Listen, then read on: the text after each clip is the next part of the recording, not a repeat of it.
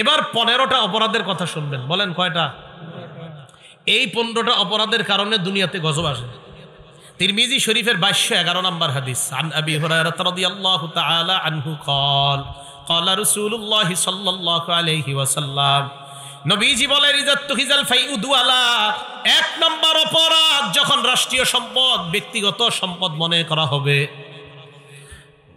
যুদ্ধলব্ধ গনিমতের সম্পদ যখন ব্যক্তিগত সম্পদ মনে করা হবে, এটা হলো 1 নাম্বার। 2 নাম্বার, ওয়াল আমানাতু মাগনামা, আমানত লুটের মালে রূপান্তরিত হবে। কিভাবে? উনি আমাকে 5 বস্তা চাউল দিয়েছে আপনাদের এই এলাকার 5টা অসহায় পরিবারের মধ্যে বিলিয়ে দেওয়ার জন্য, তাহলে বলেন 5 পরিবার কয় বস্তা পাবে? প্রতি পরিবার কয় বস্তা করে পাবে? আমি 5 বস্তা আনলাম, আনার পর 2 বস্তা 5 পরিবারের মধ্যে বিলাইয়া দিলাম, আর 3 বস্তা আমি বিক্রি করলাম। এটা ছিল আমানত। 5 বস্তা কি ছিল? তাহলে এর মধ্যে 3 বস্তা লুট হয়ে গেল। এই লুট, আমানতকে লুটের মালে পরিণত করা হবে। আমানত কিসের মালে পরিণত হবে? লুট। 3 নাম্বার, যাকাতু মাগরামা, যাকাত দেওয়াকে জরিমানা মনে করা হবে। হ্যাঁ, আমি কেন যাকাত দিন? যাকাত দেওয়া জরিমানা মনে করি। 4 নাম্বার, তুল্লিমা লিগাইরিদ্দিন, শিক্ষানীতির মধ্যে বদ্দিন শিক্ষার প্রচার প্রসার ঘটবে। 4 নাম্বার।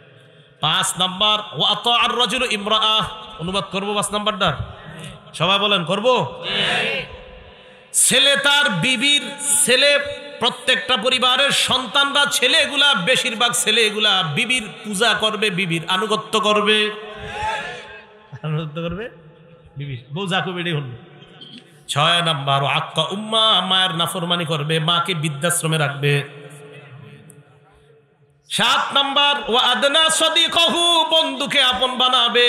8 নাম্বার, আকসা আবা, বাবাকে দূরে ঠেলে দিবে। বন্ধুরে আপন বানাবে, বাবারে দূরে ঠেলবে।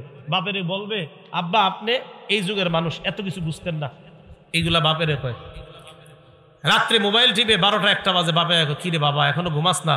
থুর আব্বা আপনি বুঝতেন না, বিশ্বের খবর রাখা লাগে, এইগুলো আপনি বুঝতেন, আপনি জানতো ঘুমান, তাসবিহ করেন গিয়া। কি হচ্ছে কিনা? মিয়া আপনার বাপই ঠিক বুঝছে, আপনি ভুল বুঝতেছেন।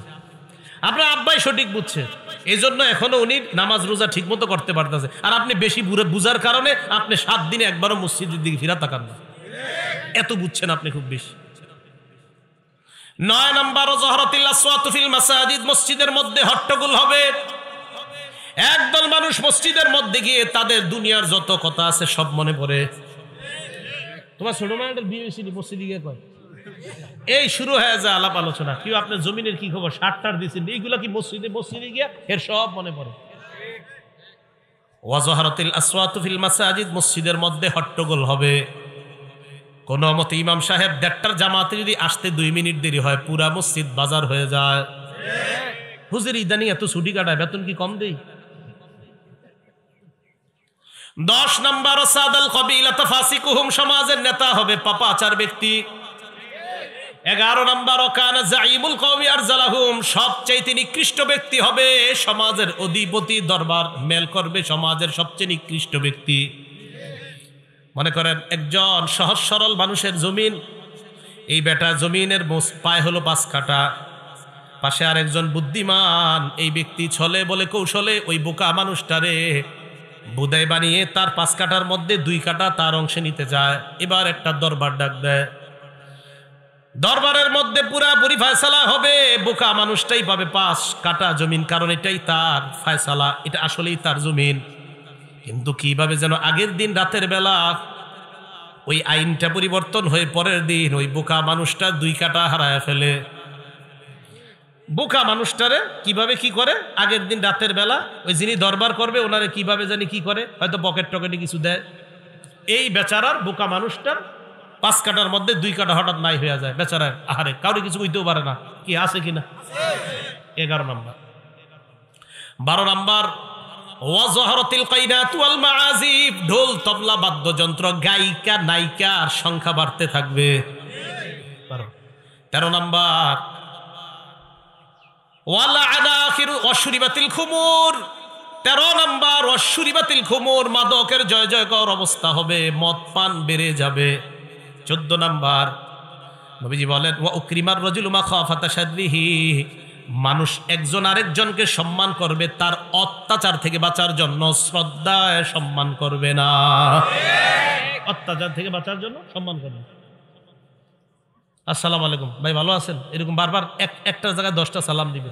টাকা আছে, স্টেটাস আছে, মর্যাদা আছে, সামাজিক একটা ব্যাপার সেবার আছে তার, তাই এত সালাম পায়, কিন্তু একটাও মনেরতে দেয় না। আসলে আসসালামু আলাইকুম মানে আপনি যে খারাপ এর লেগে সালাম দিলাম, মানে আপনি যাতে আমার উপরে কোনো অত্যাচার না, আমার মেয়েটা প্রতিদিন স্কুলে যায়, মেয়েটার উপর যেন ইফটিজিং এর শিকার না হয় আমার মেয়েটা, এই কারণে কিন্তু আপনার সালাম দিতেছি। এর মানে আপনার উপর শান্তি বর্ষিত হোক, এই সালাম কিন্তু আপনার দেই না। নবীজি বলেন 14 নাম্বার, উকরিমার রাজুলু মাখাফাতা শাররিহি, গুন্ডা মাস্তান ইত্যাদিদেরকে মানুষ সালাম দিবে এই কারণে যে হে গুন্ডা মাস্তানের জন্য দোয়া করতেছে, না না, এর অনিষ্টতা থেকে তার মেয়েটা ছেলেটারে বাঁচানোর জন্য বারবার তাকে সম্মান করবে। 15 নাম্বার হলো আনা আখিরু হাযিহিল উম্মাহ আউওয়ালাহা, শেষ জামানার কিছু পণ্ডিতরা আগের জামানার বড় বড় আলেমদেরকে গালি দিবে। 2-4টা পাতা পড়বে, পড়ার পর বলবে ইমাম আবু হানিফা, ইমাম মালিক কি বুঝে, উনি বুঝছে, এই সব বুঝছে। ইমাম শাফি কি বুঝে, ইমাম আহমদ ইবনে হাম্বল কি, ইমাম শাফি কাজটা ঠিক করে নাই, না আপনি খুব ঠিক করছেন, এই কালিয়া করে বুঝে বুঝে। শেষ জামানার পণ্ডিতরা আগের জামানার ভালো মানুষগুলারে গালি দিবে। শুধু কি তাবিদের সাহাবাদেরকে গালি দেওয়ার লোক আছে আমাদের সমাজ। মুহররম মাসটা আসলে তো আমিরে মুয়াবিয়াকে গালি দিতে দিতে একদল মানুষ একদম শেষ করে ফেলে।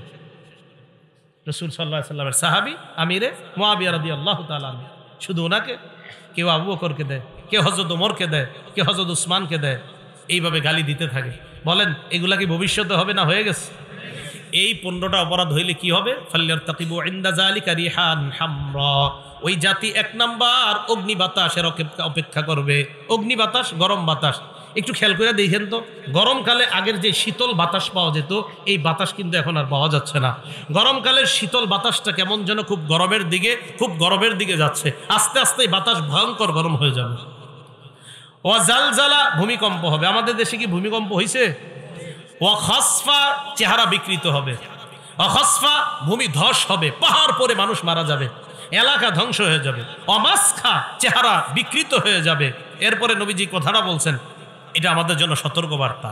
ও আয়াতিন তাতাবা, একের পরে এক তোমাদের উপর গজব বিপদ আসতেই থাকবে। কেমন? কানিজামিন বাল, পুতির একটা মালা, তাসবির একটা দানা। তাসবি আছে নি কারো? তাসবি আছে? দেন তো, এই দেখেন এই তাসবি, এই যে দেখেন তাসবি, এখান থেকে ছিঁড়ে দিলে বাকিগুলা একটাই খালি পড়বে নাকি সব? নবীজি বলেন এইভাবে একটা পুতির মালা ছিঁড়ে দেওয়ার পর পুতিগুলা যেইভাবে আস্তে আস্তে পড়তে থাকে, এইভাবে একের পর এক ফিতনা তোমাদের কাছে আসতে থাকবে। গুনাহ থেকে বাঁচার তৌফিক দান করেন আল্লাহ। আপনাদের সামনে সূরা রুমের 41 নম্বর আয়াতে কারিমা তেলাওয়াত করলাম। এই আয়াতে আল্লাহ পাক রব্বুল আলামিন বলেন, যাহারাল ফাসাদু ফিল বাররি ওয়াল বাহরি বিমা কাসাবাত আইদিন নাস, জলে স্থলে যত বিপর্যয় সৃষ্টি হয় এগুলো মানুষের হাতের কামাই। মানুষের হাতের কামাইয়ের কারণেই জলে স্থলে বিপর্যয় সৃষ্টি হয়, গজব আসে, বিপদ আসে। লিউযিকাহুম বা'দাল্লাযী আমিলু, এই গজব, এই বিপদ আল্লাহ মানুষকে আস্বাদন করায় কেন? লাআল্লাহুম ইয়ারজিউন, যাতে মানুষ বিপদ আপদ দেখে আবার সৎ পথে ফিরে আসতে পারে। এই জন্য কিছু বিপদ আল্লাহ মানুষকে আস্বাদন করায় যেন মানুষ আবার ফিরে আসে। আয়াত থেকে বোঝা যায় দুনিয়াতে গজব আসার কারণ আমাদের বান্দা, অর্থাৎ আমরা বান্দা যারা আছি, আমরা এই বান্দাদের মধ্য থেকে কিছু কৃতকর্ম এমন হয়ে যায় যেগুলার কারণে দুনিয়াতে গজব আসে। সূরা আনআমের 6 নম্বর আয়াতে আল্লাহ বলেন, আলাম ইয়ারাউ কাম আহলাকনা মিন ক্বাবলিহিম মিন কারনিম মাক্কান্নাহুম ফিল আরদি মা লাম নুমাক্কিন লাকুম, তারা কি দেখেনি অতীতের বহু জাতিকে আমি আল্লাহ ধ্বংস করেছি, এত সম্পদ, এত ক্ষমতা, সবকিছু তাদেরকে দিয়েছিলাম, এরপরেও তাদেরকে ধ্বংস করেছি। ওয়া আরসালনাস সামাআ আলাইহিম মিদরারা, আমি তাদেরকে মুষলধারে বৃষ্টি দিয়েছিলাম। ওয়াজআলনাল আনহারা তাজরি মিন তাহতিহিম, এই বৃষ্টি দিয়ে তাদেরকে নদী নালা বানিয়ে দিয়েছি, এগুলা তাদের নিচ দিয়ে প্রবাহিত হতো। উদ্দেশ্য, আমি তাদেরকে ভরপুর নিয়ামত দান করেছিলাম। ফাআহলাকনাহুম বিযুনুবিহিম, তাদের অপরাধের কারণে আমি তাদেরকে ধ্বংস করে দিয়েছি। দেখেন, আল্লাহ নিয়ামত দেওয়ার পরেও তারা অপরাধ প্রবণতায় লিপ্ত হয়ে গিয়েছে, তাদের মাঝে অপরাধ প্রবণতা বেড়ে গিয়েছে, আল্লাহ তাদেরকে ধ্বংস করেছেন। ওয়াআনশা'না মিন বা'দিহিম করনান আখারিন, আমি তাদের পরে নতুন জাতি সৃষ্টি করেছি। আল্লাহর ক্ষমতা আছে আমাদের অপরাধের কারণে আমাদেরকে ধ্বংস করে নতুন জাতি সৃষ্টি করা, এই ক্ষমতার একচ্ছত্র মালিক আল্লাহ। এই জন্য আমরা যেন অপরাধ বেশি না করি, অপরাধ থেকে বেঁচে থাকতে পারি, আল্লাহ তৌফিক দান করেন। সূরা আনকাবুতের 40 নম্বর আয়াতে আল্লাহ বলেন, ফাকুল্লান আখাযনা বিযামবি, আমি প্রত্যেককে তার গুনাহের কারণে পাকড়াও করেছি। ফামিনহুম মান আরসালনা আলাইহি হাসিবা, আমি কারোর উপরে পাথর বৃষ্টি নিক্ষেপ করেছি, ওই পাথর বৃষ্টি দিয়ে তাদেরকে ধ্বংস করেছি। ওয়ামিনহুম মান আখাযাতহুস সাইহা, কারো উপরে চিৎকার আসছে, ভয়ঙ্কর আওয়াজ, এই আওয়াজে কোন কোন জাতি ধ্বংস হয়ে গেছে। ওয়ামিনহুম মান খাসাফনা বিহিল আরদ, কোন কোন জাতিকে আমি আল্লাহ মাটির নিচে দাবিয়ে দিয়েছি, ধ্বংস করে দিয়েছি। ওয়ামিনহুম মান আগরাকনা, কোন জাতিকে আমি আল্লাহ পানির নিচে ডুবিয়ে ধ্বংস করে দিয়েছি। আল্লাহ পাক রব্বুল আলামিন বলেন, ফামা কানাল্লাহু লিয়াযলিমাহুম, আল্লাহ এমন নন যে তাদের উপর আল্লাহ জুলুম করেছেন। এখান থেকে একটু বুঝার বিষয় আছে। অপরাধের কারণে যাদেরকে ধ্বংস করেছেন আল্লাহ, আল্লাহ বলছেন আমি তাদের উপরে জুলুম করি না। ওয়ালাকিন কানু আনফুসাহুম ইয়াজলিমুন, তারা নিজেরাই নিজেদের উপর জুলুম করেছে। এই আয়াত দ্বারা বোঝা যায় আমাদের অপরাধের কারণে আমাদের উপর যখন কোনো গজব আসে, এই গজব আসা মানে আমাদের উপর আল্লাহর জুলুম না, বরং আমরা নিজেরাই এই গজব টেনে এনেছি, অতএব আমরাই নিজেদের উপর জুলুম করেছি। তো আল্লাহ পাক রব্বুল আলামিন জুলুম করে না কারোর উপরে, সামান্য কিঞ্চিত পরিমাণও জুলুম আল্লাহ করেন না। ইন্নাল্লাহা লা ইয়াজলিমু মিসকালা যাররা, আল্লাহ অনুপরিমাণও কারোর উপরে জুলুম করেন না।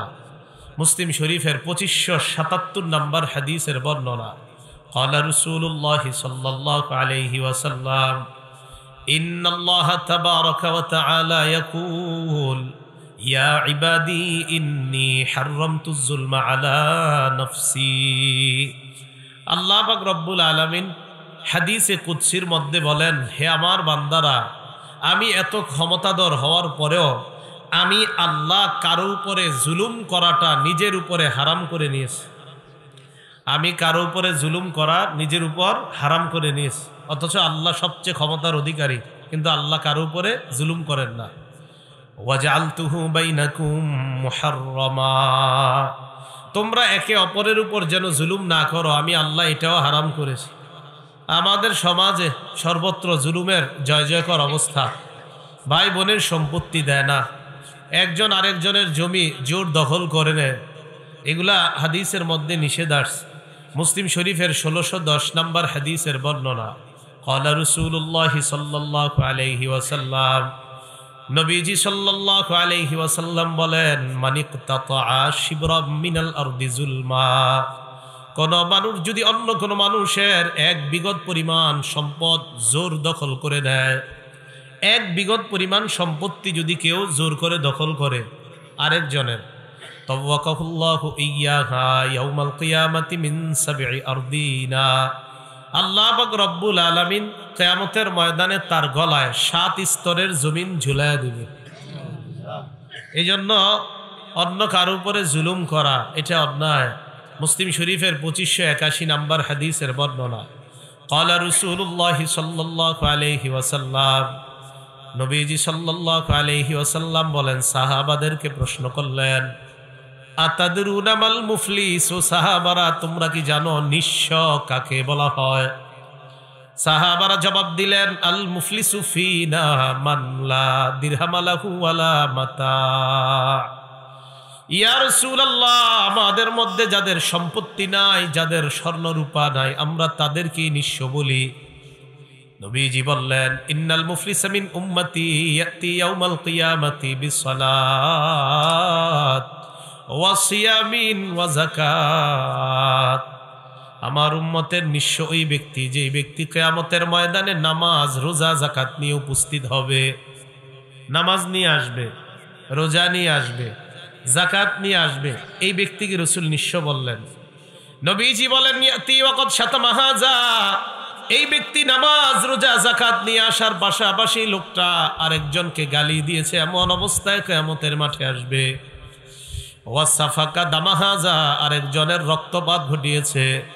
ওয়া কাযাফা হাযা, আরেকজনকে লোকটা ঢিল ছুঁড়ে মেরেছে। ওয়া আকালা মালা হাযা, আরেকজনের সম্পদ অন্যায়ভাবে নিজের পেটের মধ্যে ঢুকিয়েছে। এই লোকটা অন্যের সম্পত্তি ভোগ করেছে আর প্রত্যেক বছর হজ উমরা করছে। কথার কথা, মনে করেন উনি হজ করে উমরা করে প্রতি বছর, কিন্তু আরেকজনের সম্পত্তি মেরে খায়। রাসূল সাল্লাল্লাহু আলাইহি সাল্লাম বলেন এই সব আমলের পাহাড় নিয়ে যাবে কিয়ামতের ময়দানে। মাজলুমরা আসবে, আসার পর বলবে আল্লাহ জালেমের থেকে জুলুমের বিচার চাই। ফায়ুতা হাদা মিন হাসানাতিহি, মাজলুমকে জালেমের নেক আমল নামা দিয়ে দেওয়া হবে। দেওয়ার পর আরেক মাজলুম আইসা বলবে আল্লাহ আমি আমার বিচার চাই। ফায়ুতা হাদা মিন হাসানাতি, আরেক মাজলুমকে জালেমের নেক আমল দেওয়া হবে। ফাইন ফানিয়াত হাসানাতুহু, জালেমের নেক আমল নামা যখন শেষ, আরেক মাজলুম আইসা বলবে আল্লাহ আমি আমার বিচার চাই, আমারটা তো এখনো বুঝে পাইলাম না। হাদিসের মধ্যে নবী বলেন উখিযা মিন খাতায়া, মাজলুমের অপরাধটা নিয়ে হবে, নেওয়ার পর জালেমের আমলনামায় দেওয়া হবে। সুম্মা তুরিহা ফিন্নার, এরপর জালেমকে গুনাহের সাগরের মধ্যে জাহান্নামে নিক্ষেপ করা হবে। নাউজুবিল্লাহ। জালেম এত আমল নামা নিয়ে যাবে, নেওয়ার পর তার আমল নামাগুলা মাজলুমকে দিয়ে দিতে হবে। যদি আমল নামা শেষ হয় তো মাজলুমের খারাপ আমল, এই আমলগুলা জালেমের আমলের মধ্যে দিয়ে তখন তার গুনাহের পাল্লা এত পরিমাণ বেশি হবে, এই গুনাহের পাল্লা, গুনাহের পাহাড়ের মধ্যে ওই জালেমকে জাহান্নামে নিক্ষেপ করা হবে। তা আল্লাহ পাক রব্বুল আলামিন বলেন আমার এত ক্ষমতা, এরপরে আমি কারো উপরে জুলুম করি না। আল্লাহ আমাদের সকলকে জালেম হওয়া থেকে হেফাজত করেন। বলছিলাম আমরা গুনাহের কারণে আমরা শাস্তি ভোগ করি, আল্লাহ জালেম নন। আল্লাহ কারো উপরে কখনো জুলুম করে না। আল্লাহ আমাদেরকে গজব দেয়, গজবের কারণ আমরাই আমাদের উপর জুলুম করি। সূরা আলী ইমরানের 11 নম্বর আয়াতে আল্লাহ বলেন কাদাবি আলি ফিরআউনা ওয়াল্লাযীনা মিন ক্বাবলিহিম কাযযাবু বিআয়াতিনা, যেমন ছিল ফেরাউন সম্প্রদায় এবং তাদের পূর্ববর্তী মানুষগুলা, তাদের আচরণ ছিল এমন। কাযযাবু বিআয়াতিনা, তারা আমার আয়াতগুলাকে অস্বীকার করেছে। ফাখাযাহুমুল্লাহু বিযুনুবিহিম, আল্লাহ বলেন আল্লাহ তাদের গুনাহের কারণে তাদেরকে পাকড়াও করলেন, তাদেরকে ধ্বংস করে দিলেন। গুনাহের কারণে অতীত জাতিকে আল্লাহ ধ্বংস করেছেন। সূরা নিসার ৭৯ নম্বর আয়াতে আল্লাহ পাক রব্বুল আলামিন বলেন, দেখেন মা আসাবাকা মিন হাসানাতিন ফামিনাল্লাহ, তোমার জীবনে যত নিয়ামত আসে সব আল্লাহর পক্ষ থেকে। সুবহানাল্লাহ। পরে দেখেন কি বলে ওমা আসাবাকা মিন সাইয়্যাতিন ফামিন নাফসিক, তোমার জীবনে যত বিপদ আসে সব তোমার নিজের কারণে। দেখছেন একই আয়াতে দুইটা কথা বললেন। যত নিয়ামত আসে আল্লাহর পক্ষ থেকে, যত বিপদ আসে সব তোমার নিজের কারণে। সূরা মাইদার 49 নম্বর আয়াতে আল্লাহ বলেন ফালাম আন্নামা ইউরিদুল্লাহু আন ইউসিবাহুম বিবাদি যুনুবিহিম, তুমি জেনে রাখো আল্লাহ পাক রব্বুল আলামিন তাদের গুনাহের, কিছু গুনাহের কারণে তাদেরকে আযাব দিতে চায়। আয়াত দ্বারা বোঝা যায় সব গুনাহের কারণে আল্লাহ আমাদেরকে ধরেন না। সূরা শুরার মধ্যে আল্লাহ বলেন ওয়ামা আসাবাকুম মিন মুসিবাত, তোমাদের উপর যত বিপদ আপদ আসে ফাবিমা কাসাবাত আইদিকুম, সব তোমাদের হাতের কামাই। ওয়ায়াফু আন কাসীর, অনেক গুনাহ আল্লাহ পাক রব্বুল আলামিন ক্ষমা করে দেয়। এই আয়াত দ্বারা বোঝা যায় বেশিরভাগ গুনাহ আল্লাহ মাফ করে দেয়, কিছু গুনার কারণে ধরে। আমি এই আয়াত নিয়ে চিন্তায় পড়ে যাই, যদি সব গুনাহের কারণে আমাদেরকে ধরতেন তো কি অবস্থা হইতো। আল্লাহ বলেন আমি তো বেশিরভাগ মাফ করে দেই, কিছু গুনাহের কারণে তোমাদেরকে পাকড়াও করি। আল্লাহ আমাদের সকলকে গুনাহমুক্ত জীবন যাপন করার তৌফিক দান করেন। এবার আমরা কিছু গুনাহের ব্যাপারে জানবো, যে গুনাহগুলো আমাদের সমাজে সর্বত্র ছড়িয়ে গিয়েছে। পৃথিবীর সবচেয়ে বড় অপরাধের নাম আল্লাহর সাথে শিরিক করা। বলেন, সবচেয়ে বড় অপরাধের নাম কি? আল্লাহর সাথে। কিতাবের নাম মুসনাদে আহমদ, হাদিসের কিতাব, 22,075 নম্বর হাদিসের বর্ণনা। আন মুআয ইবনে জাবাল রাদিয়াল্লাহু তাআলা আনহু قال আওসানি রাসূলুল্লাহ সাল্লাল্লাহু আলাইহি ওয়াসাল্লাম বিআশরি কালিমাত। মুআয ইবনে জাবাল বলেন, আল্লাহর রাসূল আমাকে 10টি বিষয়ে উপদেশ দিয়েছেন। বলেন কয়টি? 1 নাম্বার, লা তুশরিক বিল্লাহি শাইআ ওয়া ইন কুতিলতা ওয়া হুররিকতা। তুমি আল্লাহর সাথে শিরিক করবা না, যদিও তোমাকে হত্যা করা হয়, যদিও তোমাকে জ্বালিয়ে পুড়িয়ে দেওয়া হয়, এরপরেও আল্লাহর সাথে শিরিক করবা না। 1 নাম্বার উপদেশ, তোমাকে যদি পুড়িয়ে দেওয়া হয়, জ্বালিয়ে দেওয়া হয়, হত্যা করা হয়, আল্লাহর সাথে শিরিক করবা না। 2 নাম্বার, ওয়ালা তাআক্কাদনা ওয়ালিদাইক ওয়া ইন আমারাকা আন তাখরুজা মিন আহলিকা ওয়া মালিকা। তোমার মা বাবা যদি তোমাকে আদেশ করে তুমি তোমার পরিবার ত্যাগ করো, তোমার সম্পদ ত্যাগ করে ঘর থেকে তুমি বের হয়ে যাও, এরপরে ওয়ালা তাআক্কাদনা ওয়ালিদাইক, পিতা মাতার নাফরমানি করবা না।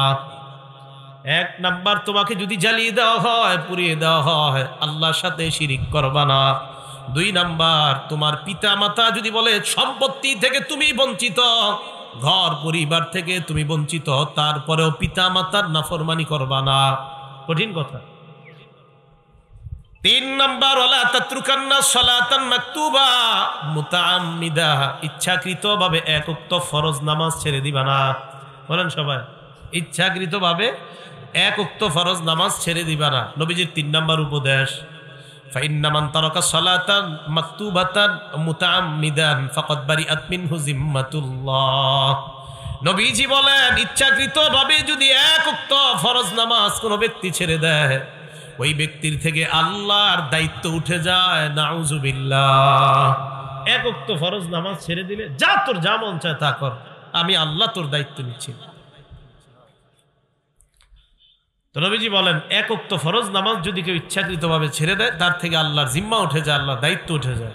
ভাই, হাতে পায়ে ধরে বলি, মা বোনরা সহ সকলকে, 1 ওয়াক্ত ফরজ নামাজ ইচ্ছাকৃতভাবে ছেড়ে দিয়েন না। মোবাইল চালাইতে চালাইতে রাত 3টা 4টা পর্যন্ত আপনি চালিয়ে ঘুমিয়ে গেলেন, তো ফজর নামাজটা কিভাবে পড়বেন আপনি বলেন? 1 ওয়াক্ত ফরজ নামাজ, ফজর না, 1 ওয়াক্ত ফরজ নামাজ ছেড়ে দেওয়া যাবে না। আমরা অহরহর ফজর নামাজগুলো ছেড়ে দিচ্ছি। আল্লাহ আমাদের সকলকে নামাজের প্রতি যত্নবান হওয়ার তৌফিক দান করেন। 4 নাম্বার, ওয়ালা তাশরাবান্না খামরা, মদ সেবন করবা না। ফাইন্নাহু রাসু কুল্লি ফাহিশা, মাদক সমস্ত অশ্লীলতার মূল। বলেন, সমস্ত অশ্লীলতার মূল কি? ইয়াবা, গাঁজা, নেশা জাতীয় যত দ্রব্য আছে সমস্ত অশ্লীলতার মূল এগুলো। 5 নাম্বার, ইয়াকা ওয়াল মাসিয়া, আল্লাহর নাফরমানি করা থেকে বাঁচবা। ফাইন্না বিল মাসিয়াতি হাল্লা সাখাতুল্লাহ, আল্লাহর নাফরমানির কারণে দুনিয়াতে গজব হয়। বলেন, আল্লাহর নাফরমানিতে দুনিয়াতে কি হয়? সাখাতুল্লাহ বলছে, আল্লাহর রাগ। আল্লাহর নাফরমানিতে আল্লাহর রাগ পতিত হয়। একটু ভাবেন তো কথাটা, আমার আপনার গুনাহ যখন বেড়ে যায়, আল্লাহর রাগ আমাদের উপর পতিত হয়, আল্লাহর গোসা আমাদের উপর পতিত হয়। 6 নাম্বার, ইয়াকা ওয়াল ফিরার মিনাজ জাহফি, জিহাদের ময়দান থেকে তুমি পলায়ন করবা না। ওয়া ইন হালাকান নাস, সবাই যদি মারা যায়, এরপরেও তুমি জিহাদের ময়দান থেকে পলায়ন করবা না। 7 নাম্বার, ইদা আসাবান নাস মুতান ওয়া আনতা ফীহিম, কোন এলাকায় যদি মহামারী দেখা দেয়, ওই এলাকায় যদি তুমি থাকো, ফাসবুত, ওই এলাকায় তুমি থাকবা, মহামারীর কারণে অন্য এলাকায় তুমি যাবা না। করোনার সময় বিভিন্ন দেশ আইন করেছে যে এলাকায় থাকেন কোথাও যাবেন না। এটা এরা এতদিন পরে করেছে, আমার রাসূল 1500 বছর আগে এই নিয়ম বলে গেছে। মহামারী দেখা দিলে ওই এলাকায় থাকো, বাইরে যাবে না। এই যে আপনার নিষেধ হলো, এই দেশের মানুষ ওই দেশে যাবে না, ওই দেশের মানুষ এই দেশে।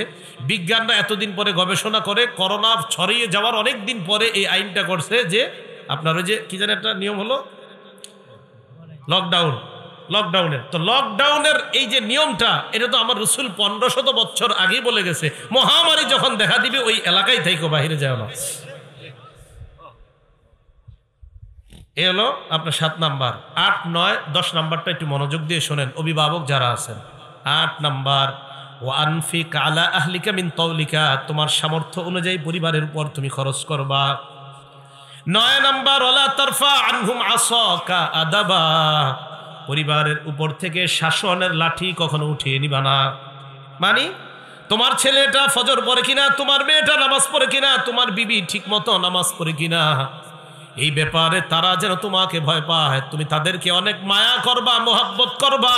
তোমার বিবি, তোমার সন্তান আর তোমার পরিবারের মধ্যে যেন এই ভয় হয়, আমাদের বাবা আমাদেরকে অনেক আদর করে, তবে আমাদের বাবা নামাজের ক্ষেত্রে কোনো প্রকার ছাড় দিতে রাজি না।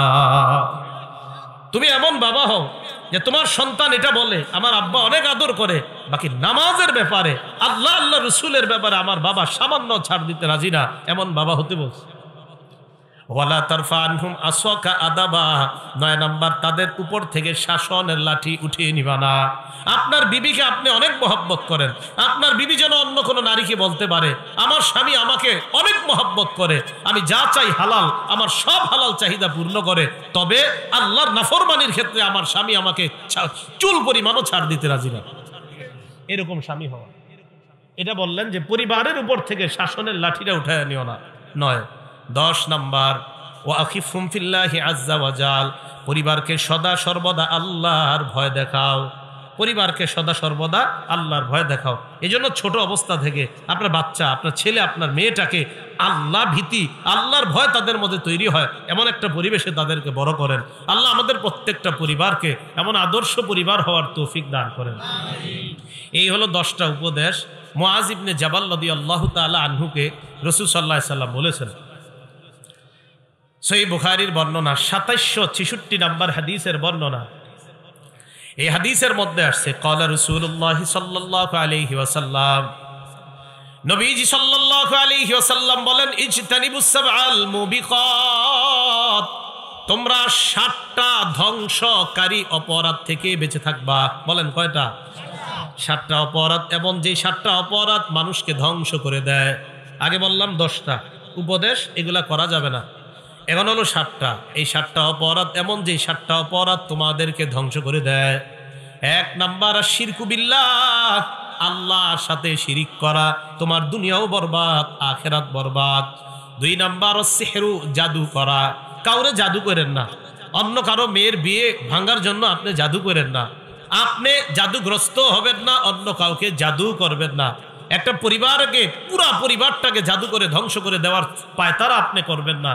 এই জাতীয় অপরাধগুলো যেন আপনার মধ্যে না হয়।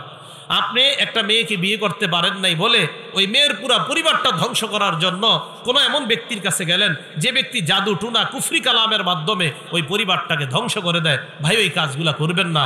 আল্লাহ আমাদেরকে হেফাজত করেন।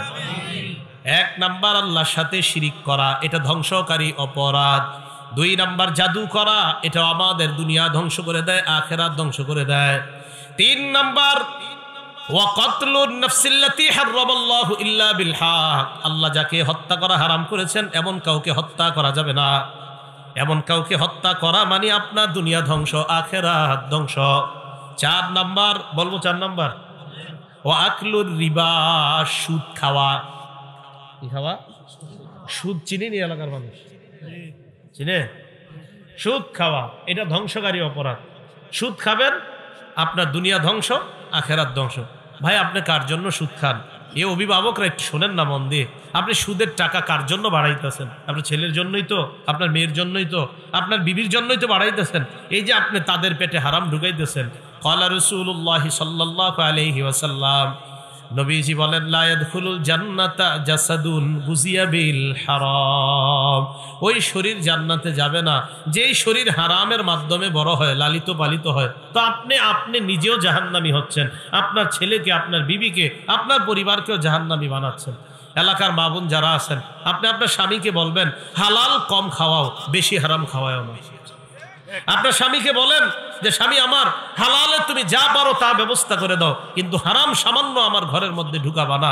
বাবা যারা আছেন, আপনি আপনার সন্তানগুলোকে বুঝান, ও আমার সন্তান, আমার হালাল সামর্থ্যের মধ্যে আমি তোমাকে চালাইতে পারবো, হারাম আমি সামান্য তোমাকে দিতে পারবো না। ছেলে আপনার বাবাকে বলেন, আব্বা আপনি হালাল সামর্থ্যের মধ্যে আমাকে যা পারেন দিয়েন, হারাম একটি টাকাও আপনি আমার পিছনে খরচ করেন না। ঠিক না কথাটা? তা 4 নাম্বার আকলুর রিবা, সুদ খাওয়া। এই সুদ খাওয়া মানে আপনার দুনিয়া ধ্বংস, আখেরাত ধ্বংস। 5 নাম্বার আকলু মালিল ইয়াতীম, এতিমের সম্পদ ভক্ষণ করা। আপনার বড় ভাই মারা গিয়েছে, বড় ভাইয়ের 3টে এতিম সন্তান, বাচ্চা সন্তান, আপনি টেনশনে আছেন কিভাবে কলমের খোঁচায় তাদের সম্পত্তিগুলা আপনার পেটে ঢুকানো যায়। আসেন এরকম মানুষ। 5 নাম্বার আকলু মালিল ইয়াতীম, এতিমের সম্পদ অন্যায়ভাবে ভক্ষণ করা। 6 নাম্বার আত-তাওয়াল্লি ইয়াউমাজ জাহফি, জিহাদের ময়দান থেকে পলায়ন করা। এটা আগের 10টার মধ্যেও ছিল, জিহাদের ময়দান থেকে পলায়ন করা। 7 নাম্বার ওয়াকজফুল মুহসানাতিল মুমিনাতিল গাফিলাত, সদী কোন মুমিন নারীর উপর মিথ্যা অপবাদ দেওয়া। এই 7টা অপরাধ করলে আমাদের দুনিয়া ধ্বংস, আখেরাত ধ্বংস। আগের হলো 10টা, এ হলো 7টা, মোট হলো কয়টা? যদিও আগের 10টার মধ্যে এই 7-এর 2টা আছে, তাহলে আগের 7টা আর 10টা এ হলো 17টা, বাকি টোটালটা মিলাইলে 15টা অপরাধ পাওয়া যায়, 2টা মিলে। কারণ এটার মধ্যে 2টা আছে, আগের 10টাতেও ওই 2টা এটাতেও আছে। এবার 5টা অপরাধের কথা বলবো, যেই 5 অপরাধের কারণে আমাদের উপরে বিভিন্ন গজব আসে। অপরাধ 5। ইবনে মাজা কিতাবের নাম, হাদিস নাম্বার 4019 নাম্বার হাদিস। আর আব্দুল্লাহ ইবনে উমর রাদিয়াল্লাহু তাআলা আনহুমা قال اقبل علينا رسول الله صلى الله عليه وسلم। আব্দুল্লাহ ইবনে উমর রাদিয়াল্লাহু তাআলা আনহুমার বর্ণনা, আল্লাহর রাসূল আমাদের দিকে আগমন করলেন। আমাদের দিকে আল্লাহর রাসূল আসার পর নবী আমাদেরকে বললেন, খামসুন ইদাবতুলিতুম বিহিন্না ওয়া আউযু বিল্লাহি আন তুদরিকুহুন্না। 5টা পরীক্ষার মধ্যে উম্মত তোমরা পড়বা, আমি নবী দোয়া করি তোমরা যেন এই পরীক্ষার মধ্যে না পড়ো। নবী দোয়া করে গেছে, তবে আমরা পড়ে গেছি। নবীর এই দোয়ায় অনেকে বেঁচে গেছে, বাকি আমরা আর এই দোয়া পাই নাই। নবীজি আল্লাহর কাছে বানা চেয়েছেন এই 5 অপরাধ থেকে, এই 5 পরীক্ষা থেকে বাঁচার জন্য। এখন এই 5 পরীক্ষার কথা বলি, দেখেন তো এই 5 পরীক্ষায় আমরা আসি না ভবিষ্যতে যারা আসবে তারা পড়বে। যদি আমরা থাকি তাহলে আপনারা সমর্থন দিবেন, হ্যাঁ হুজুর আমরা তো এই পরীক্ষা আসি। 1 নাম্বার লাম তাজহারিল ফাহিশাতু ফি কওমিন কাত্তু হাত্তা ইউলিনু বিহা। 1 নাম্বার পরীক্ষা, যে সমাজের মধ্যে অশ্লীলতা ছড়িয়ে পড়ে। কি ছড়িয়ে পড়ে? অশ্লীলতা, প্রকাশ্যে অশ্লীলতা যদি ছড়িয়ে পড়ে ওই সমাজের মধ্যে, ইল্লা ফাশা ফীহিমুত তাউন, করোনা, ওমিক্রন, আইডা, আপনার সিডর, আয়লা, হেরিকেন, এই জাতীয় গজবের কথা আগের জামানার মানুষ শুনে নেই। নবীজি সাল্লাল্লাহু আলাইহি সাল্লাম বলেন, যেই সমাজে অশ্লীলতা ছড়িয়ে পড়বে এই সমাজে মহামারী দেখা দিবে, এবং এই সমাজে এমন এমন রোগ দেখা দিবে যেই রোগ আগের জামানার মানুষ কখনো শোনে নাই। নিউমোনিয়া, চিকুনগুনিয়া, এগুলা কি আগে শুনছে মানুষ? তাহলে অশ্লীলতা কি ভবিষ্যতে ছড়িয়ে পড়বে না ছড়িয়ে পড়েছে? আল্লাহ আমাদেরকে হেফাজত করেন। 2 নাম্বারটা দেখেন আমাদের বাংলাদেশে আছে কিনা, সম্ভবত নাই, বাকি থাকলে আপনারা বললেন আছে কিনা। ওয়ালাম ইয়ানকুসুল মিকিয়াল ওয়াল মিজান, 2 নাম্বার পরীক্ষা, যেই দেশের মানুষ ওজনে কম দেয়। ওটা আমাদের দেশে আছে। যেই দেশের মানুষ ওজনে কম দেয়, পরিমাপে কম দেয়, ওই দেশের মধ্যে 3টা গজব আসবে। বলেন কয়টা? যেই দেশের মানুষ ওজনে কম দেয়, পরিমাপে কম দেয়, ওই দেশে গজব আসবে কয়টা? 1 নাম্বার ইল্লা উখিযু বিসসিনিন, 1 নাম্বার গজব, ওই দেশে দুর্ভিক্ষ লাগবে। কি লাগবে? তাহলে সরকারের কি উচিত এখন? যেহেতু দুর্ভিক্ষের আশঙ্কা করতেছে, সরকারের উচিত প্রত্যেকটা বাজারে পুলিশ মোতায়েন করা দরকার। প্রত্যেক বাজারে পুলিশরা নজরদারি করবে, যারা ওজনে কম দেয়, পরিমাপে কম দেয়, তাদেরকে শাস্তির আওতায় আনা দরকার। কারণ তাদের কারণে দেশের মধ্যে দুর্ভিক্ষ লাগবে, ঠিক না? ওজনে কম দেয়, পরিমাপে কম দিলে 1 নাম্বার গজব, দেশে দুর্ভিক্ষ লাগবে। 2 নাম্বার ওয়াশিদ্দাতিল মাউনা, ওই দেশের মধ্যে অর্থনৈতিক অভাব অনটন দেখা দিবে, ব্যাংকের অবস্থা ভয়ঙ্কর। তাহলে ওজনে পরিমাপে কম দেওয়ার কারণে 2 নাম্বার গজব, অর্থনৈতিক অভাব। 3 নাম্বার ওয়াজাউরিস সুলতানি আলাইহিম, ওই দেশের মধ্যে জালেম শাসক চেপে বসবে। এই দ্বিতীয় অপরাধের কারণে 3টা গজব আসবে। 3 নাম্বার অপরাধ ওয়ালাম ইয়ামনাউ যাকাতা আমওয়ালিহিম, যে দেশের মানুষ অর্থবিত্তশীল মানুষ যারা, তারা যদি যাকাত না দেয়, কি না দেয়, আসেনি এমন যাকাত না দিলে ইল্লা মুনিউল কতরা মিনাস সামা, আসমান থেকে রহমতের বৃষ্টি বন্ধ করে দেওয়া হয়। যে বৃষ্টির মাধ্যমে কৃষকের মুখে হাসি ফুটে, যে বৃষ্টির কারণে দেশের অর্থনৈতিক অবস্থা পরিবর্তন হয়ে যেতে পারে, এই রহমতের বৃষ্টি আল্লাহ বন্ধ করে দিবেন। এখন প্রশ্ন হইল, আমাদের দেশে যাকাত দেয় না এমন মানুষ আছে কিনা? এরপরেও বৃষ্টি কেন আসে? খুব মন দিয়ে বুঝছেন, যাকাত না দেওয়ার পরেও আল্লাহ না বৃষ্টি বন্ধ করে দিবে, তারপরেও বৃষ্টি কেন আসে? এই জবাবও নবী দিয়ে গেছে। নবীজি জানতেন যে এমন কিছু মানুষ আছে যেগুলো এরকম প্রশ্ন তুলতে পারে। নবীজি বলেন, লাউলাল বাহা ইমুলাম ইউমতারু, ওই দেশের মধ্যে যদি চতুষ্পদ জন্তু না থাকতো, ওই দেশের মধ্যে এমন এমন প্রাণী আছে যারা বৃষ্টি পাইলে বড় খুশি হয়, আল্লাহ পাক রব্বুল আলামিন ওই প্রাণীগুলার কারণে বৃষ্টি দেয়। ওই প্রাণীরা যদি না থাকতো, আল্লাহ আসমান থেকে বৃষ্টি দিতেন না। তাহলে কি বোঝা যায়? যাকাত না দেওয়ার পরেও যদি আমরা বৃষ্টি পাই, এই বৃষ্টি আমরা আমাদের কোনো বুজুর্গির কারণে পাই না, বরং চতুষ্পদ হাইওয়ান জানোয়ারের কারণে ওই বৃষ্টি আমরা পাই। এই গেল 3 নাম্বার। তাহলে যাকাত না দেওয়ার সংখ্যা আমাদের দেশে কি আছে? 4 নাম্বার, ওয়ালাম ইয়ানকুদু আহদাল্লাহি ওয়া আহদা রাসূলি, যে দেশের মানুষ আল্লাহ রাসূলের অঙ্গীকার ভঙ্গ করে। কার অঙ্গীকার ভঙ্গ করে? আল্লাহর সাথে আমরা ওয়াদাবদ্ধ, নবীর সাথে আমরা ওয়াদাবদ্ধ, আল্লাহ যা বলেছেন তা করব, আল্লাহ যা থেকে নিষেধ করেছেন তা আমরা করব না। নবী যা বলেছেন তা আমরা করব, নবী যা থেকে নিষেধ করেছেন তা আমরা করব না। আল্লাহ বলেন, মা আতাকুমুর রাসূলু ফাখুযু, নবী যা তোমাদেরকে দিয়েছেন তা তোমরা গ্রহণ করো। ওয়া মা নাহাকুম আনহু ফান্তাহু, নবী যা থেকে নিষেধ করেছেন তা থেকে তোমরা বিরত থাকো। এবার দেখেন আল্লাহ রাসূল আমাদেরকে কি দিয়েছেন। বুখারীর 2465 নম্বর হাদিসের মধ্যে আল্লাহ রাসূল বলেন, ইয়াকুমুল জুলুস আলাত তুরুকাত, রাস্তা ঘাটে তোমরা আজাইরা পেচালের আড্ডা বাজি এই জাতীয় বৈঠক থেকে তোমরা বাঁচবা। রাস্তা ঘাটে আজাইরা পেচালের বৈঠক যে হয়, এই বৈঠক থেকে তোমরা বাঁচবা। আজাইরা পেচালের বৈঠক কি আমাদের দেশে হয়?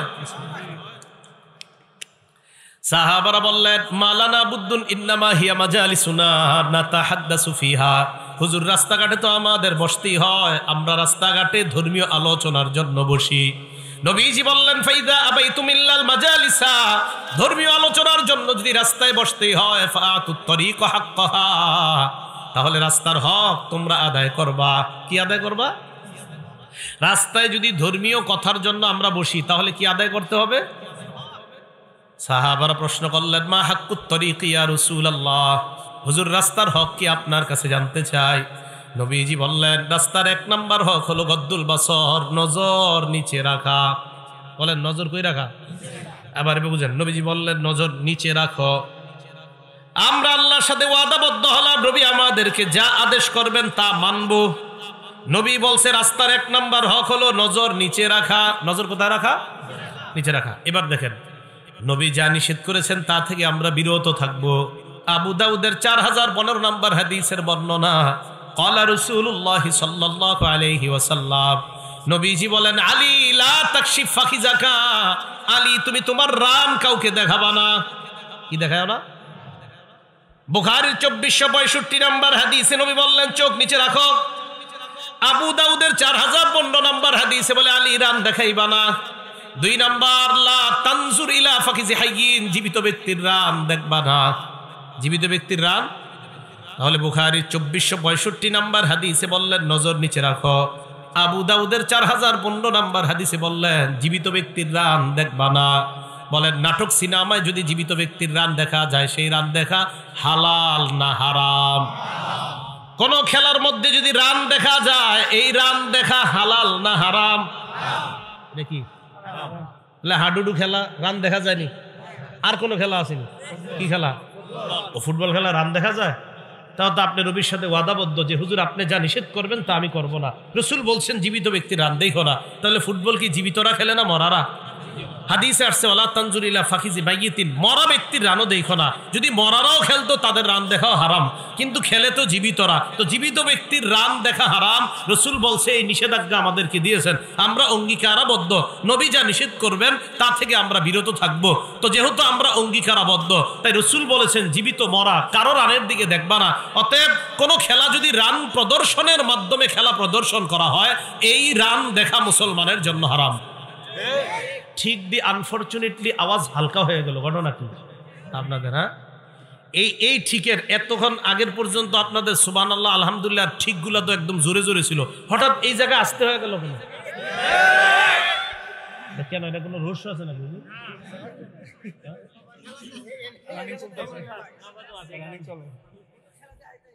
তাহলে নবীজির সাথে অঙ্গীকারাবদ্ধ, আল্লাহর সাথে অঙ্গীকার করেছি আমরা।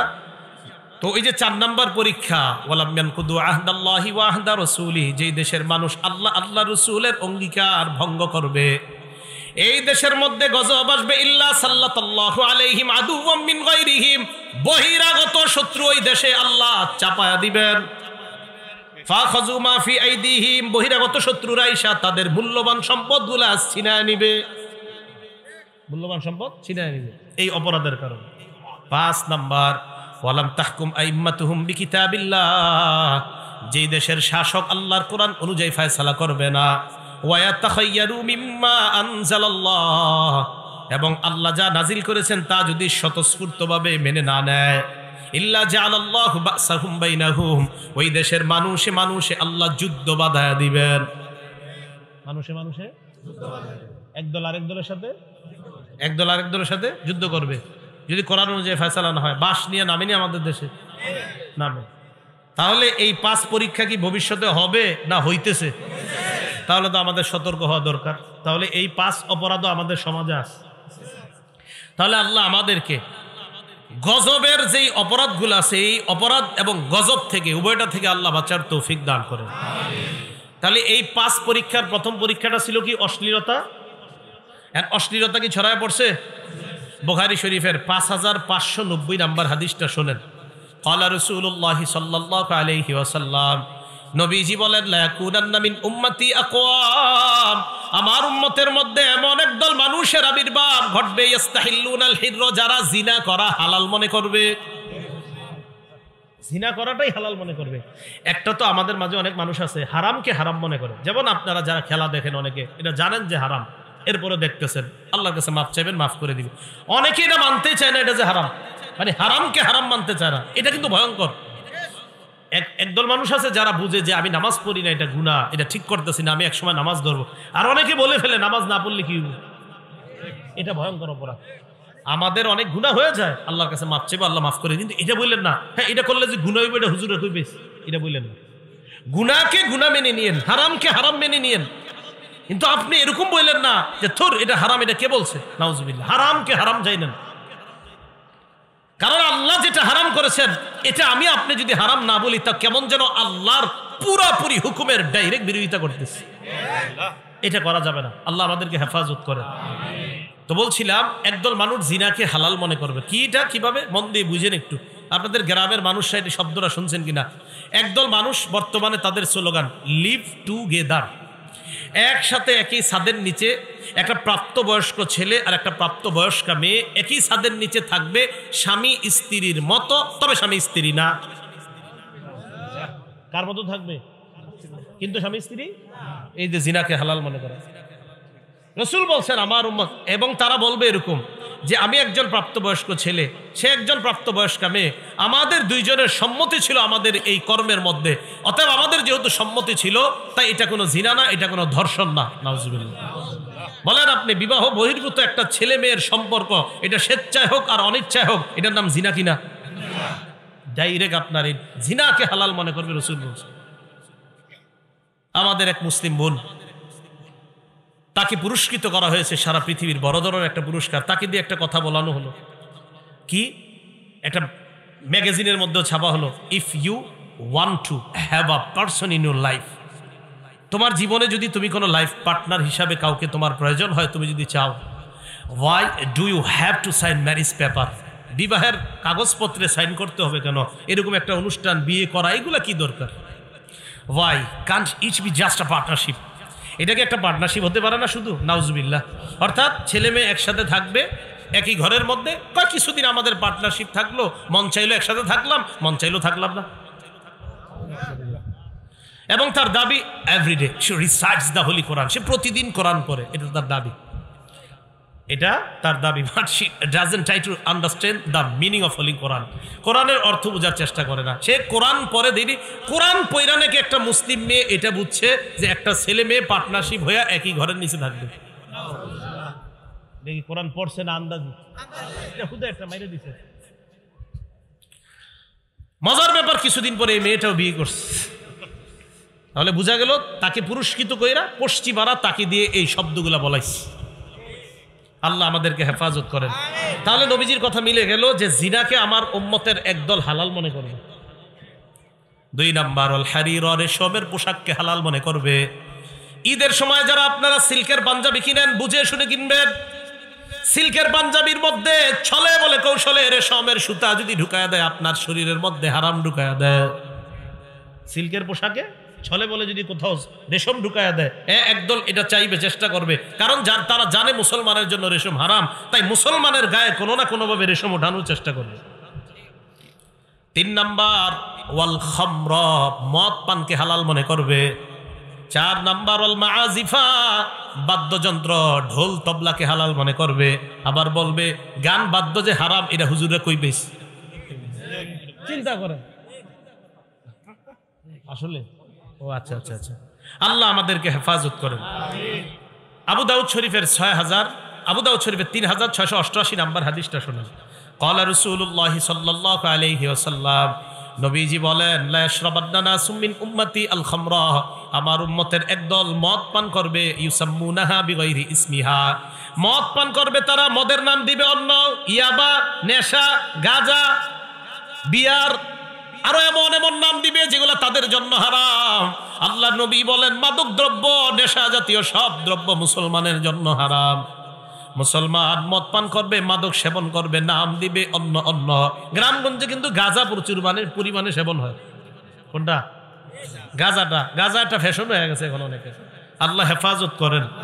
এরপর নবী হাদিসে যেটা বলছে দেখেন মিলে কিনা, ইয়াজাফু আলা রুউসিহিম বিল খায়নাতি ওয়াল মুগান্নিয়াত, একদিক দিয়ে মদ পান করা চলতে থাকবে, অন্য দিক দিয়ে গান বাজবে আর নর্তকীরা নাচানাচি করবে। এটা নবীজি বলে গেছেন। তাহলে এই অপরাধগুলা আমাদের সমাজে অলরেডি চলতেছে। এবার 15টা অপরাধের কথা শুনবেন। বলেন কয়টা? এই 15টা অপরাধের কারণে দুনিয়াতে গজব আসে। তিরমিজি শরীফের 2211 নম্বর হাদিস, আন আবি হুরায়রা রাদিয়াল্লাহু তাআলা আনহু قال قال رسول الله صلى الله عليه وسلم, নবীজি বলেন, ইযাতুহিজাল ফাইউদু আলা, 1 নম্বর অপরাধ যখন রাষ্ট্রীয় সম্পদ ব্যক্তিগত সম্পদ মনে করা হবে। যুদ্ধলব্ধ গনিমতের সম্পদ যখন ব্যক্তিগত সম্পদ মনে করা হবে, এটা হলো 1 নাম্বার। 2 নাম্বার, ওয়াল আমানাতু মাগনামা, আমানত লুটের মালে রূপান্তরিত হবে। কিভাবে? উনি আমাকে 5 বস্তা চাউল দিয়েছে আপনাদের এই এলাকার 5টা অসহায় পরিবারের মধ্যে বিলিয়ে দেওয়ার জন্য। তাহলে বলেন 5 পরিবার কয় বস্তা পাবে? প্রতি পরিবার কয় বস্তা করে পাবে? আমি 5 বস্তা আনলাম, আনার পর 2 বস্তা 5 পরিবারের মধ্যে বিলাইয়া দিলাম, আর 3 বস্তা আমি বিক্রি করলাম। এটা ছিল আমানত। 5 বস্তা কি ছিল? তাহলে এর মধ্যে 3 বস্তা লুট হয়ে গেল। এই লুট, আমানতকে লুটের মালে পরিণত করা হবে। আমানত কিসের মালে পরিণত হবে? লুট। 3 নাম্বার, যাকাতু মাগরামা, যাকাত দেওয়াকে জরিমানা মনে করা হবে। হ্যাঁ, আমি কেন যাকাত দিন? যাকাত দেওয়া জরিমানা মনে করি। 4 নাম্বার, তুল্লিমা লিগাইরিদ্দিন, শিক্ষানীতির মধ্যে বদ্দিন শিক্ষার প্রচার প্রসার ঘটবে। 4 নাম্বার। 5 নাম্বার, ওয়াতা আর রাজুল ইমরাআহ, অনুবাদ করব 5 নাম্বারটা? সবাই বলেন করব? ছেলে তার বিবির, ছেলে প্রত্যেকটা পরিবারের সন্তানরা, ছেলেগুলা, বেশিরভাগ ছেলেগুলা বিবির পূজা করবে, বিবির আনুগত্য করবে। বিবির বউ যা করবে এটাই হল। 6 নাম্বার, আক্কা উম্মা, মায়ের নাফরমানি করবে, মাকে বৃদ্ধাশ্রমে রাখবে। 7 নাম্বার, ওয়া আদনা সাদিকাহু, বন্ধুকে আপন বানাবে। 8 নাম্বার, আকসা আবা, বাবাকে দূরে ঠেলে দিবে। বন্ধুরে আপন বানাবে, বাবারে দূরে ঠেলবে। বাপেরে বলবে আব্বা আপনি এই যুগের মানুষ, এত কিছু বুঝতেন না। এইগুলা বাপেরে কয়। রাত্রে মোবাইল টিপে 12টা 1টা বাজে বাপে কি রে বাবা এখনো ঘুমাস না? থুর আব্বা আপনি বুঝতেন না, বিশ্বের খবরাখবর রাখা লাগে, এইগুলো আপনি বুঝতেন, আপনি জানতো ঘুমান, তাসবিহ করেন গিয়া। কি হচ্ছে কিনা মিয়া? আপনার বাপই ঠিক বুঝছে, আপনি ভুল বুঝতেছেন। আপনার আব্বাই সঠিক বুঝছে, এই জন্য এখনো উনি নামাজ রোজা ঠিক মতো করতে পারতেছে। আর আপনি বেশি বুঝার কারণে আপনি 7 দিনে একবারও মসজিদের দিকে ফিরা তাকান না, এত বুঝছেন আপনি খুব বেশি। 9 নম্বর ওয়াজহারাতিল আসওয়াতু ফিল মাসাজিদ, মসজিদের মধ্যে হট্টগোল হবে। একদল মানুষ মসজিদের মধ্যে গিয়ে তাদের দুনিয়ার যত কথা আছে সব মনে পড়ে। তোমার ছোট মায়ের বিয়ে হয়েছিল মসজিদে গিয়ে কয়, এই শুরু হয়ে যায় আলাপ আলোচনা, কি আপনার জমিনের কি খবর, 60টার দিয়েছেন, এইগুলা কি মসজিদে গিয়া এর সব মনে পড়ে। ওয়াজহারাতিল আসওয়াতু ফিল মাসাজিদ, মসজিদের মধ্যে হট্টগোল হবে।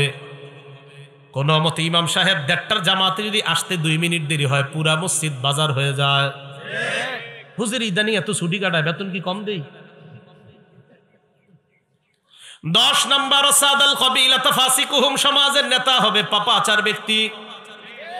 11 নম্বর কানা জাইমুল কওমি আরজালাহুম, সবচেয়ে নিকৃষ্ট ব্যক্তি হবে সমাজের অধিপতি, দরবার মেল করবে সমাজের সবচেয়ে নিকৃষ্ট ব্যক্তি।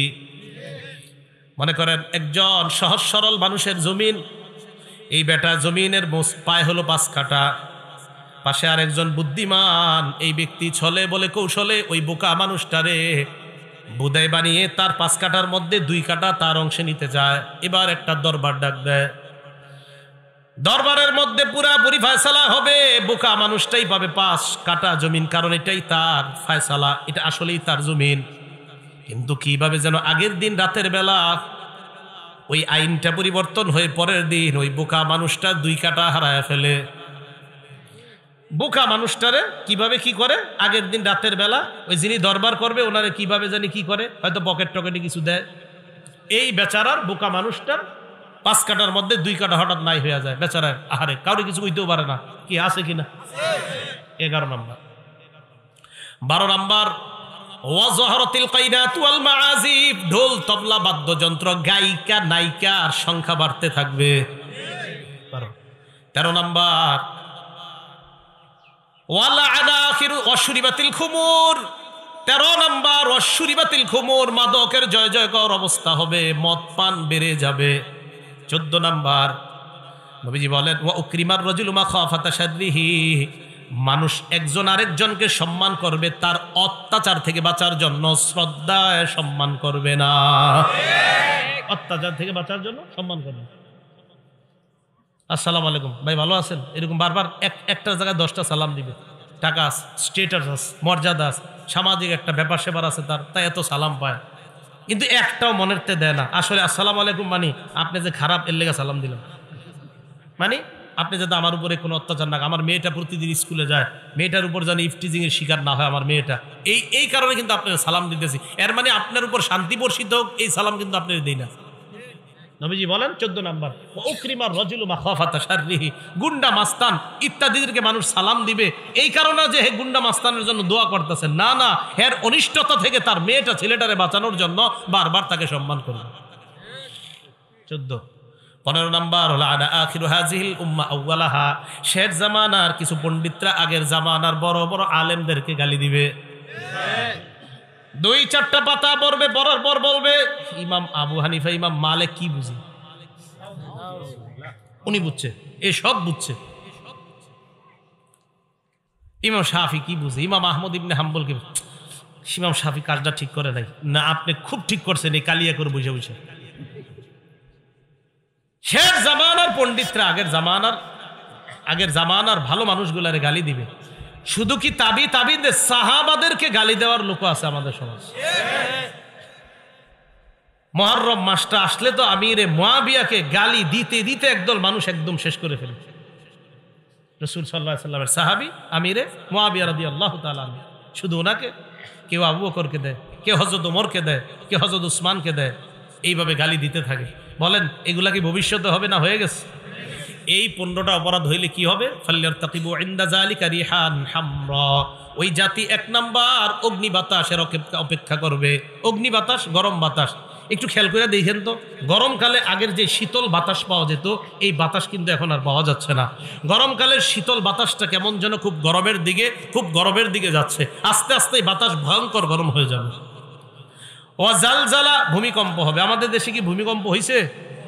ও খাসফা, চেহারা বিকৃত হবে। অখসফা, ভূমি ধস হবে, পাহাড় পরে মানুষ মারা যাবে, এলাকা ধ্বংস হয়ে যাবে। অমাসখা, চেহারা বিকৃত হয়ে যাবে। এরপরে নবীজি কথাটা বলছেন, এটা আমাদের জন্য সতর্কবার্তা। ও আয়াতিন তাতাবা, একের পরে এক তোমাদের উপর গজব বিপদ আসতেই থাকবে। কেমন? কানিজামিন বাল, পুতির একটা মালা, তাসবির একটা দানা। তাসবি আছে নি কারো? তাসবি আছে?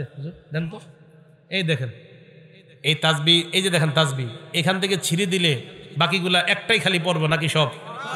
নবীজি বলেন এইভাবে একটা পুতির মালা ছিঁড়ে দেওয়ার পর পুঁতিগুলা যেইভাবে আস্তে আস্তে পড়তে থাকে, এইভাবে একের পর এক ফিতনা তোমাদের কাছে আসতে থাকবে। গুনাহ থেকে বাঁচার তৌফিক দান করেন আল্লাহ। সর্বশেষ হাদিসটা শুনি, এরপর আমাদের আজান হবে, নামাজ হবে। নাসাই শরীফ 4191 নম্বর হাদিস।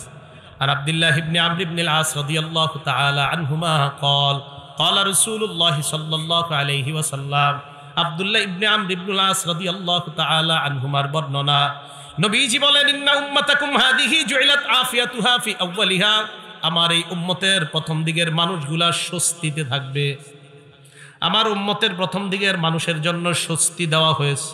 এরপরে আমাদের জন্য কি কয় দেখেন, ওয়াসায়ুসিবু আখিরাহা বালাউন ওয়া উমুর, আমার শেষ দিকের উম্মতের উপর একের পর এক ফিতনা আসতে থাকবে। ফাতাজিউ ফিতনা, একটা ফিতনা আসবে, ফায়ুরাক্কিকু বাদুহা বাদাহ, এক ফিতনা পরের ফিতনাটাকে দুর্বল করে দিবে। মানে এটা বুঝেন, এই যে করোনা আইছে না, এই করোনার পরে যদি আল্লাহ আরো বড় কোনো গজব দেয়, মনে রাখেন এটা করোনার চেয়ে আরো ভয়ঙ্কর হবে। পরের যেটা আসবে এটা করোনাকে দুর্বল বানিয়ে ছেড়ে দিবে। ফাতাজিউ ফিতনা, একটা ফিতনা আসবে, ইমানদার বলবে হাজিহি মুহলিকাতি, এই ফিতনায় মনে হয় আমি শেষ, আমি ধ্বংস। এরপর আরেকটা আসবে, ইমানদার বলবে না আমি শেষ। নবীজি বলে, ইমানদার যারা তোমরা শোনো, গজবের মধ্যে তোমাদের কি করণীয়। দেখেন গজবে আমার আপনার মৃত্যু হয়ে যেতে পারে, গজবে ভালো মানুষও মরবে, এটা হাদিস দ্বারা প্রমাণিত। করোনায় ভালো মানুষ মারা গেছে না? করোনায় ভালো মানুষ মারা গিয়েছে। হাদিসের মধ্যে আসছে, নবীজি সাল্লাল্লাহু আলাইহি সাল্লাম বলেন, কাবা শরীফ ধ্বংস করার জন্য একদল লোক যাবে, ওয়ালিহিম ওয়া আখিরিহিম, তাদের শুরু এবং শেষ সবগুলারে আল্লাহ মাটির নিচে দাবায়া দিয়ে ধ্বংস করে দিবে। আম্মাজান আয়েশা বললেন, ইয়া রাসূলুল্লাহ, সবাইরে আল্লাহ কেন ধ্বংস করবে? সবাই তো আর ভালো খারাপ মানুষ না, এখানে হজ করার জন্য মানুষ রওনা করবে, কিছু মানুষ তো ভালো আছে, তো ভালোগুলারে আল্লাহ ধ্বংস করবে কেন? নবীজি বললেন, আয়েশা, গজব যখন আসবে ভালো খারাপ সবগুলা শেষ হবে। ইউবাসুনা আলা নিয়াতিহিম, নিয়তের কারণে ভালো মানুষগুলা কিয়ামতের ময়দানে আলাদা হয়ে তারা জান্নাতি হয়ে যাবে। তাহলে বলেন গজব আসলে ভালো খারাপ সবাইরে ধরবে কিনা? তো এই মুহূর্তে আমাদের কি করণীয়? রাসূল বলে দিয়েছেন, ফালতাতি, তুমি যেন কবরে এমন অবস্থায় আসো, ওয়া হুয়া ইউমিনু বিল্লাহি ওয়াল ইয়াউমিল আখির, এমন অবস্থায় যদি তুমি কবরে আসো যে তুমি আল্লাহরে মানো আর আখেরাত মানো। তাহলে আমাদের বর্তমান চ্যালেঞ্জ হলো, এই গজব আসা বা আসবে বা আসতেছে, পরীক্ষা একের পর এক, আমাদের চ্যালেঞ্জিং হলো আল্লাহর উপর বিশ্বাস নিয়ে যেন কবরে যেতে পারি, ঠিক না? এই বিশ্বাস নিয়ে কবরে যাইতে হবে। তিরমিজি শরীফের 2260 নম্বর হাদিসে আসছে, ইয়াতি আলান নাসি জামান আসসাবিরু ফীহিম আলা দীনিহি কাল কাবিজি আলাল জাম, এমন একটা সময় আসবে আমার উম্মতের উপর, যেই জামানায় জ্বলন্ত অঙ্গার মুষ্টিবদ্ধ করে রাখা ব্যক্তির মতো এমন কঠিন হয়ে যাবে ইমানের উপর থাকা। তো এই জন্য ইমানের উপর থাকাটা আমাদের জন্য বর্তমানে এটা ধৈর্যের পরিচয় দিতে হবে আমাদেরকে। আবু দাউদ শরীফের 4341 নম্বর হাদিসে রাসূল বলেন, ইন্না মিন ওয়ারাইকুম আইয়ামাস সাবরি, তোমাদের পরে ধৈর্যের যুগ আসবে। ওই জামানায় লিল আমিলি ফিহি আজরু 50 রাজুলা, এই জামানায় একজন আমল করলে আল্লাহ তারে 50 জনের সওয়াব দান করবে। সাহাবী প্রশ্ন করলেন, হুজুর আজরু 50 মিনহুম, 50 জন কি ওই জামানার 50 জন নাকি অন্য জামানার? রাসূল বলেন, আজরু 50 মিনকুম, তোমরা 50 জন আমল করলে যে সওয়াব, আমার উম্মত ওই ধৈর্যের যুগে আমল করলে আল্লাহ তোমরা সাহাবাদের 50 জনের সওয়াব দান করবে। আল্লাহ আমাদের সকলকে এই ধৈর্যের যুগের মধ্যে ফিতনা আর গজব আর বিপদ যেই কারণগুলোতে আসে, যেগুলো আমরা জানলাম, এই কারণগুলো এবং গজব থেকে, উভয় প্রকার গজব থেকে আল্লাহ আমাদের সকলকে হেফাজত করেন। আমিন ওয়া আখিরু দাওয়ানা আনিল হামদুলিল্লাহি রাব্বিল আলামিন। আসসালামু আলাইকুম ওয়া রাহমাতুল্লাহি ওয়া বারাকাতুহু। মা বাবার নাফরমানি করা, আরো অনেকগুলো অপরাধের বিষয় আমরা জানতে পারলাম। মাওলা, এই সব অপরাধ থেকে যেন আমরা নিজেরা বেঁচে থাকতে পারি তৌফিক দান করেন। আল্লাহ, গজব থেকে আমাদেরকে আপনি হেফাজত করেন। আসমানি বালা, জমিনি বালা থেকে আমাদেরকে হেফাজত করেন। আমাদের মধ্যে যাদের মা বাবা আত্মীয় স্বজন কবরে আছে, তাদের কবরগুলা জান্নাতের বাগান বানায় দেন। আল্লাহ, আমাদেরকে আপনি মাফ করে দেন। আল্লাহ, আমাদেরকে আপনি মাফ করে দেন। আমাদের মধ্যে আল্লাহ যারা অসুস্থ তাদেরকে সুস্থতা দান করেন। আল্লাহ, আমাদের মধ্যে যারা অসুস্থ তাদেরকে হায়াতে তৈয়বা দান করেন। মা বোনদেরকে পর্দা নিশিন বানায়া দেন। আল্লাহ, প্রত্যেকটা স্বামীকে আদর্শ স্বামী হওয়ার তৌফিক দান করেন। আল্লাহ, প্রত্যেকটা স্ত্রী যেন আদর্শ বিবি হতে পারে তৌফিক দান করেন। আল্লাহ, প্রত্যেকটা পরিবারকে আদর্শ পরিবার বানায়া দেন। আল্লাহ, আমরা যেন গুনাহকে গুনাহ মনে করতে পারি, হারামকে যেন আমরা হারাম জানতে পারি, হালালকে যেন হালাল হিসাবেই গ্রহণ করতে পারি তৌফিক দান করেন। আল্লাহ, আপনার নাফরমানি যেন না করি। মাওলা, মেহেরবানি করে সমস্ত বিপদ আপদ থেকে আমাদেরকে হেফাজত করেন। রব্বানা তাকাব্বাল মিন্না ইন্নাকা আনতাস সামিউল আলিম ওয়া তুব আলাইনা ইন্নাকা আনতাত তাওয়াবুর রহিম। اللهم صل وسلم وبارك على محمد سبحان ربك رب العزة عما يصفون وسلام على المرسلين الحمد لله رب العالمين. السلام عليكم.